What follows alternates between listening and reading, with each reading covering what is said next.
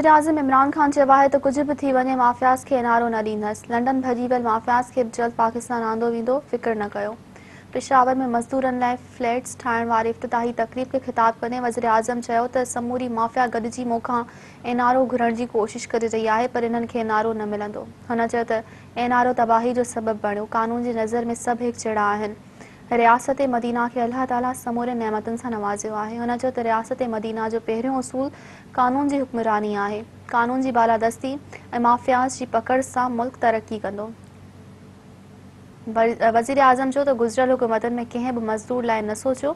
असां आम माण्हुनि खे किराए जे पैसनि मां पंहिंजो घर ठाहे ॾींदासीं। वज़ीर-ए-आज़म चयो त पाकिस्तान में पाणी मां 50,000 मेगावाट बिजली पैदा करे सघिजे थी। ज़मीनूं आबाद करण जा मसइला डैम ठहण सां ई हल करे सघिजनि था। हुन चयो त माज़ी में कमीशन खाइण लाइ बिजली जी कंपनियुनि सां मुआहिदा कया विया। बिजली ख़रीद कयूं या न, उन्हनि खे पैसा ॾियणा आहिनि। वज़ीर-ए-आज़म चयो त असां ईंदड़ इलेक्शन लाइ न, पर अवाम जे मुस्तक़बिल लाइ सोचूं था।